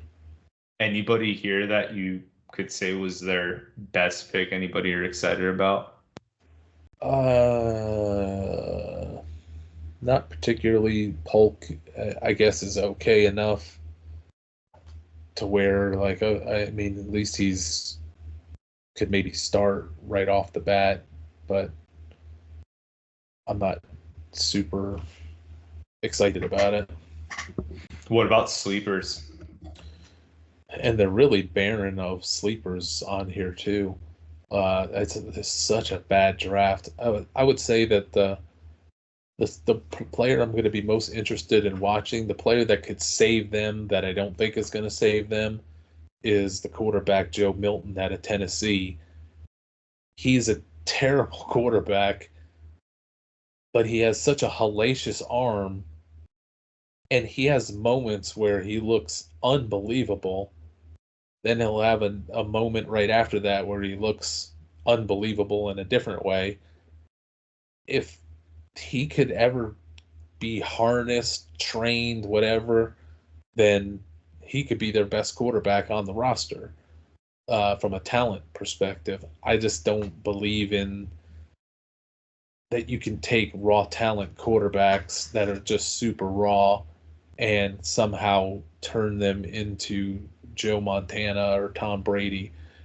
But that's what the 6th and 7th round are for. You take these kind of guys, and I'd much rather have Joe Milton for the next 2 years to try to develop him and see if I could make something out of him with that arm that you can't coach.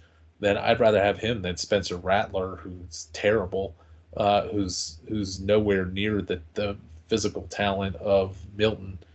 And I don't think Rattler's a very good quarterback. So his ceiling is so low. Milton's is so high.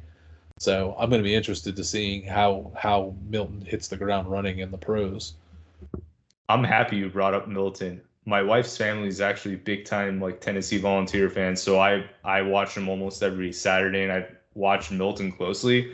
Again, caveat to the audience, I'm not a scout. I don't have nearly RC's expertise breaking down players or Ross Jacobs' expertise in breaking it down, but I do want to say, when watching Milton, he has a bazooka arm. It is crazy. I remember even before the year he was starting, they would put him in on Hail Marys. They would sub out Hendon Hooker and put him in so that he can just launch Hail Marys to the end zone. So he definitely has an arm. My issue with him, Marcy, and tell me if I'm wrong, and this is going to be a very naive scouting take, I felt like his accuracy was all over the place. Like he would just miss receivers wide open, and it would just, like the receiver would be scot-free, no defender in sight, and he would just blatantly miss him. And also felt like his pocket presence wasn't there. Like I didn't see him really move around the pocket as well. It's not there. He's like the Wild Thing from the Major League movies. He's gonna throw. He could have a guy wide open. And overthrow him by 20 yards, throw it up into the stands. And then, 3 throws later, he'll throw a BB from, 50 yards out. But he throws in the coverage. He can't read coverages. He tries to strong arm it into, triple coverage. It's very likely not going to work out. But such raw talent, like a baseball pitcher with a 105-mile-an-hour fastball that can't throw strikes, at a certain point in the draft, you got to take a shot and see if you can harness it, send them to a therapist, do transcendental meditation, do something to see if you can snap them into place. But he might just have a that role usually as a doesn't happen. He can just be a Hail Mary specialist, RC. I mean, I swear, like the NFL teams, if they just need someone to chuck it 75 yards down the field, he has the arm to do it. Now, we don't know where the ball's going to end up, but in a Hail Mary situation, everyone's sort of like clustered in one area anyway, so it's just like, can you get the ball there? We'll see what happens. I don't think the Patriots are going to be in a lot of one-score games looking to make one final throw to pull off a win. So he may be sitting on the bench quite a bit. Maybe before halftime he'll have a couple of those, but I think the Patriots are going to get thumped a lot this year. Yeah, first year without Bill Belichick. Obviously, now, Brady left 4 years ago. It's a new era in New England, and now they're just like the rest of the NFL teams without a legendary head coach or a quarterback. Let's move on to the New York Jets, third place team in the division. Obviously, Aaron Rodgers went down week 1, which pretty much put an end to any hope that Jets fans had in the 2023 season. They beat the Bills, but really not much else after that. 2 top 100 picks for the Jets. First was Olamayu Fashanu, tackle out of Penn State. So the Jets also did a lot in free agency to address the offensive line. They grabbed a tackle from Dallas and they also got Morgan Moses from Baltimore. Now they get Fashanu. And they also, in the 3rd round, go with Malachi Corley, wide receiver from West Kentucky. RC, I know you were high on him. How do you feel about this draft overall? I like this 1-2 punch out of the gates. Fashanu was a layup, and they took it. It's what they need. They need to keep building the offensive line to protect Rodgers if they're going to have any chance whatsoever. And then not having a 2nd-round pick, but then coming to the 3rd-round pick with a guy. I would rather have Malachi Corley than any of these, than Jalen Polk and all of the Jermaine Burton, any of these guys that went ahead of Corley. I think is a sad mistake. I thought it was possible Corley may go as high as the late 1st round. So for him to be in the 3rd round, that's definitely their best pick. But I mean, Fashanu is a great pick too, because it's just too logical. It's a really good player that a team like the Bengals would have been wise to get, or that the Titans should have taken over Latham. So good start coming off of a good free agency period. After that, the draft was okay. Not going to go down as one of the greats, but not bad. From there. Any head scratchers there after the Corley pick? Head scratchers in that I don't know why they took 2 really good running backs in Braylon Allen and Isaiah Davis. I like both of those guys. Why they thought they had to take 2 of them when they drafted a running back last year, and running backs are fairly readily available. I could see them taking 1 running back, like Braylon Allen, I think could be a power running back star in the league. So I get it, and I think Isaiah Davis can be a useful potential starter someday as well. So they're useful players for sure, but it's not like they're going to have an instant impact. I mean, I guess they're insurance if Breece Hall does go down. So, but they're good players. So head scratchers, but they're good players. What about sleepers? They got this kid out of the CFL, Quantez Stiggers. Anybody like him stick out to you? Undrafted free agents, maybe 6th-rounder like him? He's interesting. Speaking of head scratchers, I don't think Jordan Travis has got it for the NFL. He's just not an NFL quarterback. He doesn't possess those skills. So them taking him in the 5th round, to me, that's the worst pick that they made. The guy I'm going to be watching in the preseason, besides watching Braylon Allen and Isaiah Davis, but the down deep guy I'm going to be watching is Tyler Harrell, wide receiver out of Miami, Florida. I think he ran in the 4.2s at his pro day, low 4.3s. And he's got the speed. I don't know that he has anything else, but he's got the speed. So that's at least something out of the undrafted free agent ranks. Yeah, I mean, the Jets certainly had a great free agency. They had 2 strong picks back to back, and I'm liking their prospects this year. We'll see if that comes to fruition. Well, and it'll be depending on how when we judge Miami and Buffalo. Like there was a gap of Buffalo, then Miami, then the Jets. The Jets with their offseason and their draft are going forward. Now we'll see if Miami kept pace and Buffalo kept pace, or whether they fell back and are going to allow the Jets to bypass them. Speaking of the devil, the Miami Dolphins, who were in control of the AFC East for a large majority of the season, Week 18, they play the Bills in Miami, and they can't close the deal. And as a result of that loss, RC, Miami had to go on the road to play Kansas City as opposed to staying in Miami to take on the Bills again in a rematch. So that loss, that last Week 18 game, was crucial. And had they have won that and won that wild card round against the Bills, I know that's a lot to ask to beat a team 2 weeks in a row. We'd probably be viewing this team a little bit differently. So without further ado, let's jump in. They only had 2 top 100 picks. First round, they took Chop Robinson, defensive end, Penn State. And with their 2nd round pick, they go Patrick Paul, tackle out of Houston. RC, what did you think of their draft? Chop Robinson was one of those players that I was earmarked that whoever takes this guy, whether it's 1st or 2nd round, is going to be wasting a pick, especially if he's a high 1st rounder. And then Miami comes in and then makes that pick. It's just that is a wasted opportunity.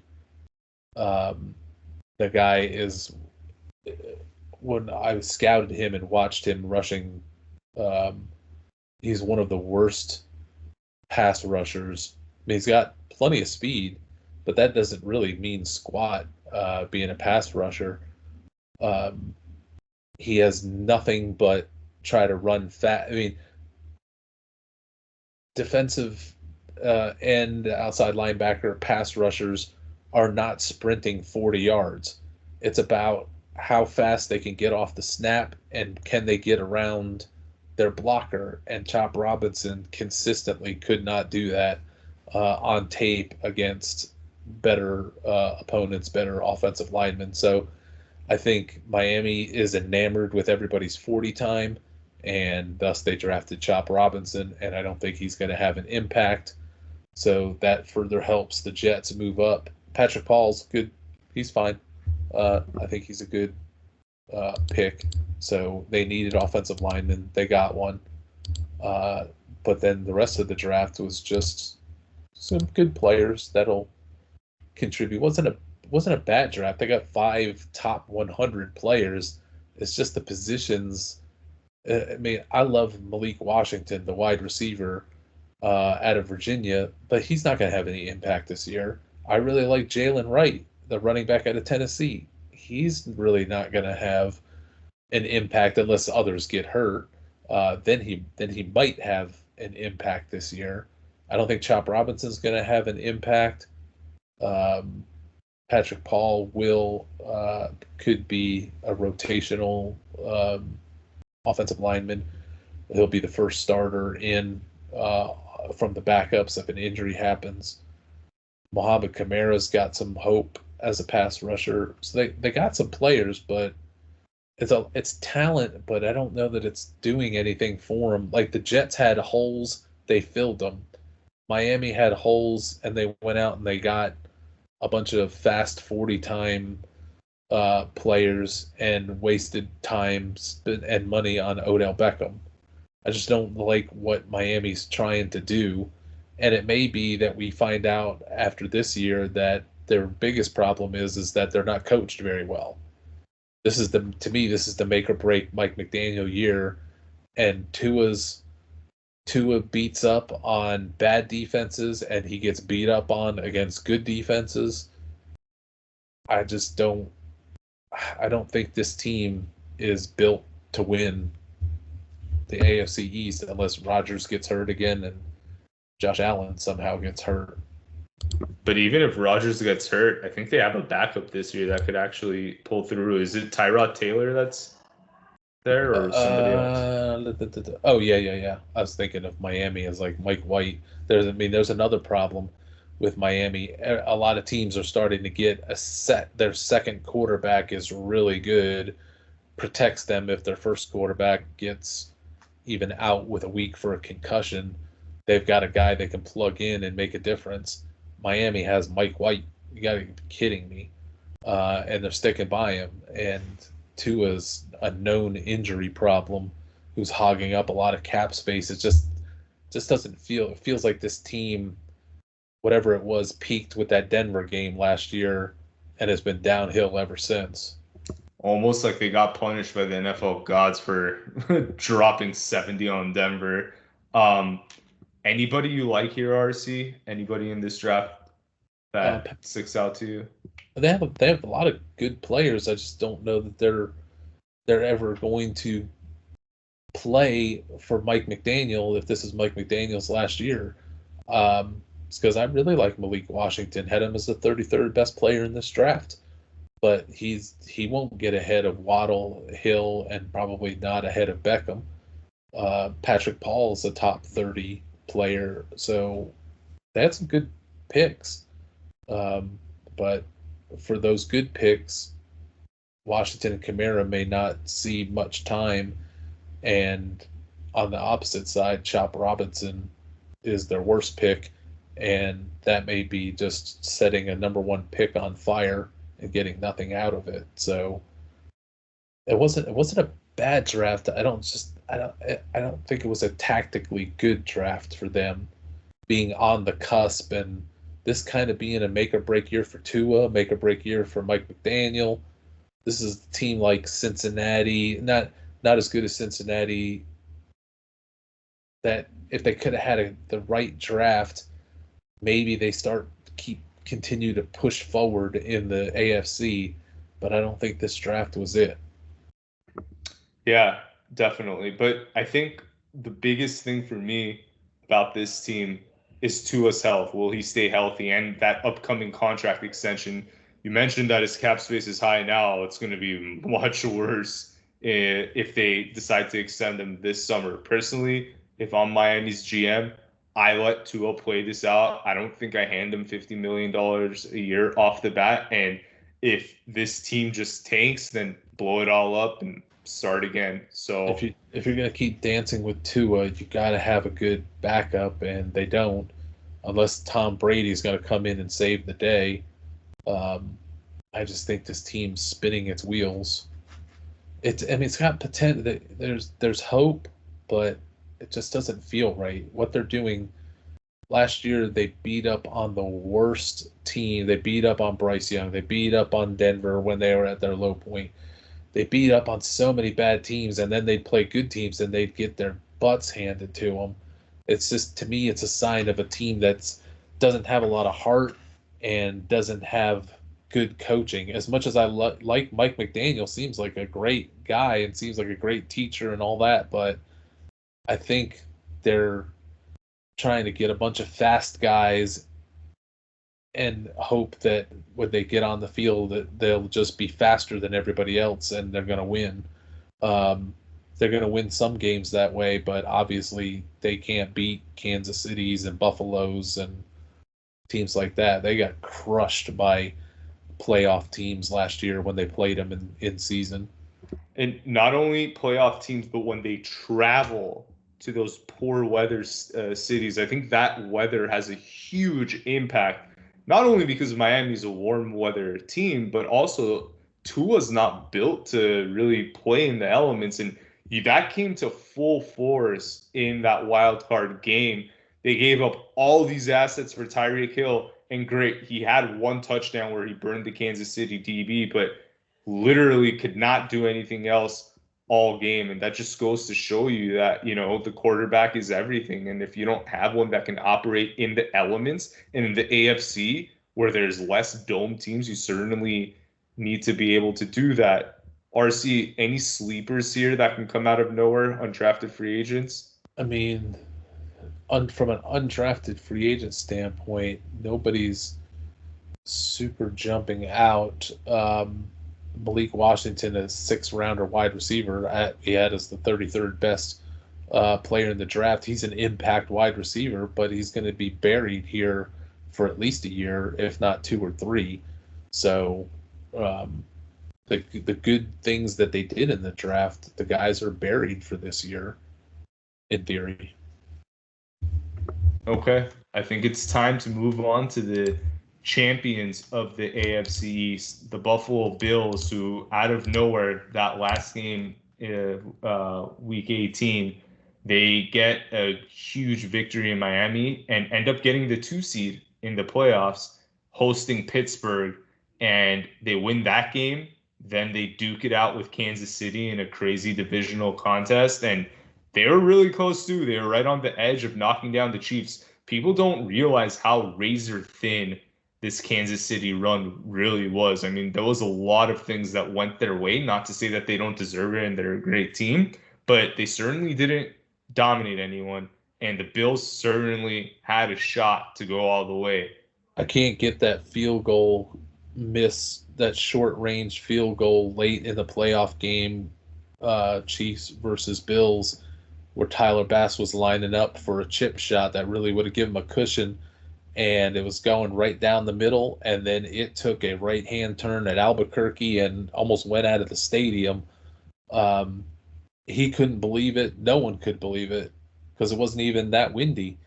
That may have been the difference between a Kansas City Super Bowl and a Kansas City gets bounced early. And for me, RC, from a DFS perspective, for those of you that are into it, that divisional round game when I was in the Millie Maker contest was the closest that I got all season to taking everything down.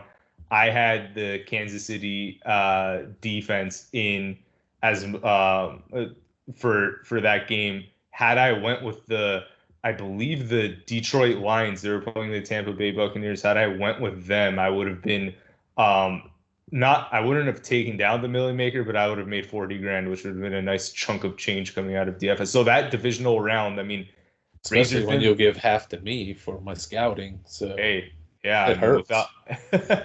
Yeah, I mean, seriously, like there were a lot of good calls, but just sometimes in fantasy and DFS, just illogical things happen, and kind of take it on the chin. But moving off of that game, let's focus in on the Bills, where they had 3 top 100 picks. They traded out of the first round, and they traded down twice, actually. They traded down with the Chiefs, and then they traded down with the Panthers. They had the top pick in the second round. They go with Keon Coleman, wide receiver from Florida State. Then and with their second pick in the second round, they take Cole Bishop, defensive back out of Utah, and third round pick, Dwayne Carter, defensive tackle out of Duke.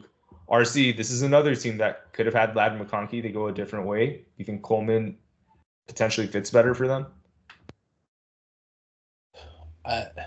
Maybe he fits better, but I would have rather had McConkey and then shifted everything around. I I assume Curtis Samuel's going to be their slot wide receiver. So maybe they're thinking they already had the slot already set, but I would have just drafted McConkey and figured it out from there. Um, And Coleman, Shakir plays in the slot too, right? yeah, I mean they'll list Shakir in the slot, but I think Samuel may wind up being the more the slot guy. Um, Coleman intrigues me. He looks so good at times, and then he disappears from games. I don't know how much of it's him or the quarterback play. I'm seeing him in interviews post draft, and he's kind of a goofball. I don't know how much of a professional he is. You're asking a team that's still kind of a Super Bowl threat to go from a experienced, known commodity like Stephon Diggs, for however nutty he is, he's definitely better than Keon Coleman is right this second. So it's a downgrade for them at wide receiver. Cole Bishop is I didn't even have in the top 300. They took him in the second round, so he's not going to be the easy replacement for Poyer and all the good safeties that they let go. So I think they did not do themselves any favors here. They had a decent draft. They accumulated talent, but then when you fit it all in big picture with their free agency and all of that and trades, I don't see them getting better. Who would you say was their best pick? I mean there may be something hidden that I don't know about. Von Prawn, the center, but I had him as the 34th best player in the draft, the best center in the draft, and they got him in the 5th round. So I was shocked when I saw that. So I love that pick, but as I love that pick as much as I hate the Cole Bishop pick, but I'll have to go back and look through that and see why it is that Buffalo had him so high. Sean McDermott's pretty good with safeties. Why we had him so low, and I mean, I remember watching Bishop, I think, at the Senior Bowl. I just didn't see it. He never jumped out. So, but I like Von Prawn is good. The nickel corner, Daquan Hardy out of Penn State, I really like. So they got some players. Javon Solomon had like 18. He led the nation in sacks. The guy just gets sacks in the way that somebody like Chop Robinson, with all of the measurables you could want, can't get sacks. Then Javon Solomon, who doesn't have the same measurables and isn't the ideal look or what have you, and then he just sacks everything in sight. Sometimes or a lot of times, it's not all about the combine or the pro day.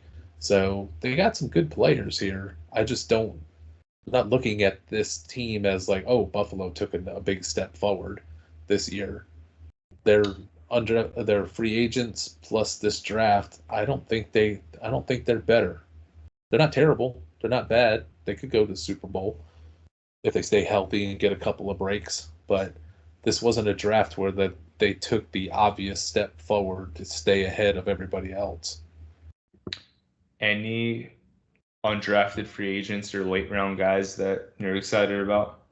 No undrafted free agent, but a lot of late round guy. Like for as much as I don't like the Cole Bishop pick, I do like the Von Prawn, but also like the Solomon and the Hardy picks. Those are some top 100 guys for us that they plucked, in the 5th and 6th round. So there's some good components to this. I don't walk away from it thinking overall Buffalo is radically better than they were this time last year or when the season ended. They're still good and maybe still the favorite in the division, but I think the Jets are creeping up their back and may surpass them.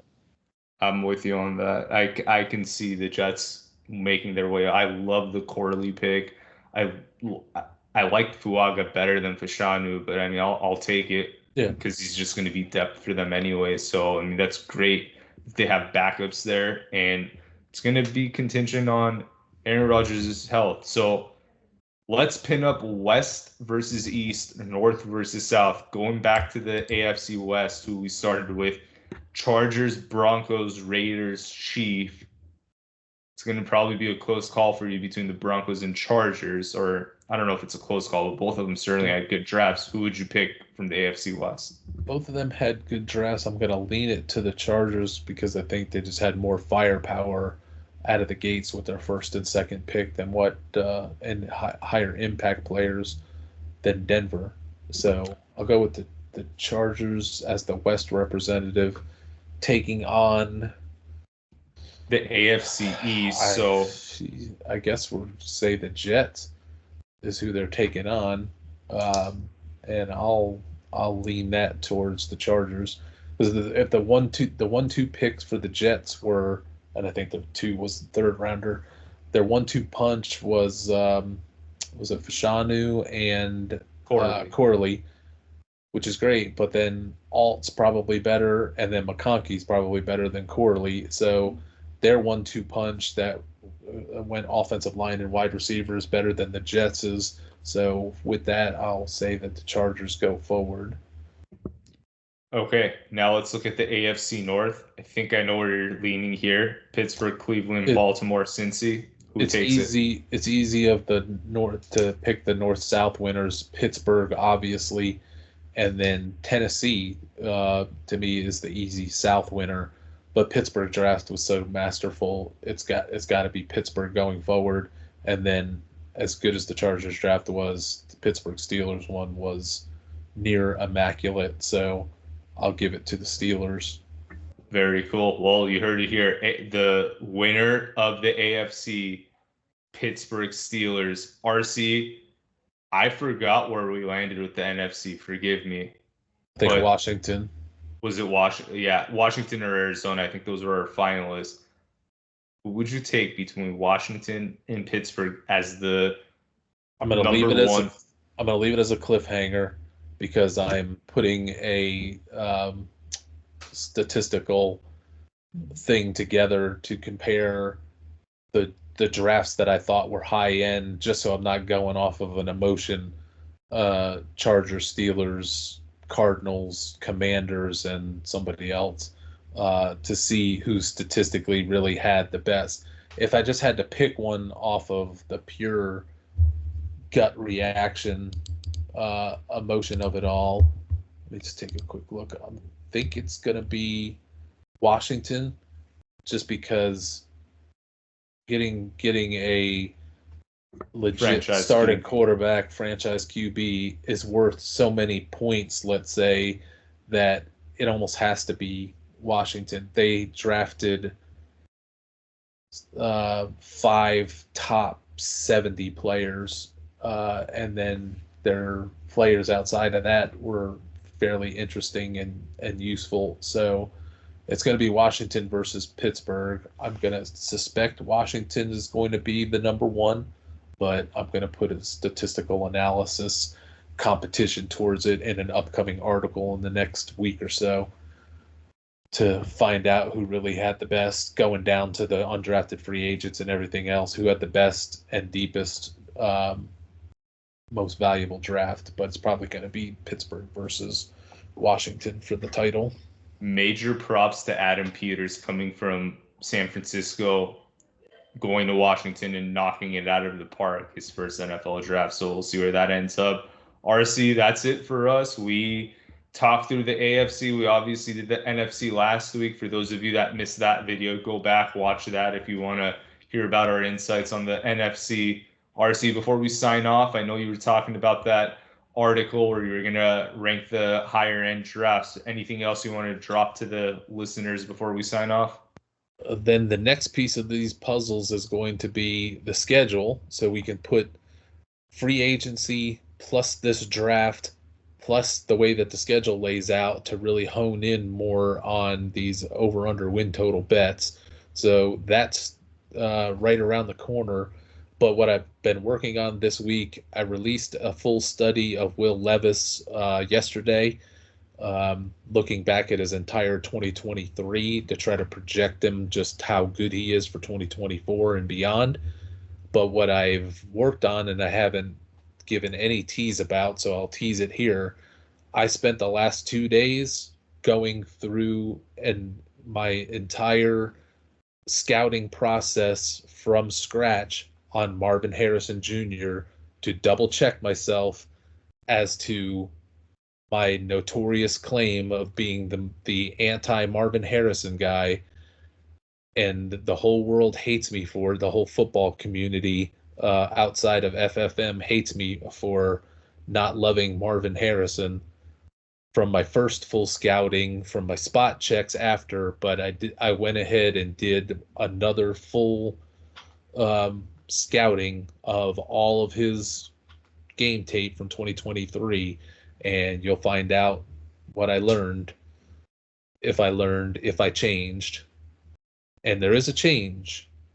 I'm looking forward to that. I'm not going to tell you which direction it went, but I did not walk away going, yep, my first time around, that's pretty right on the money. No need to change from there. Not a radical change, but there's a change of initial thinking in that report coming out in the next day or two. I love it.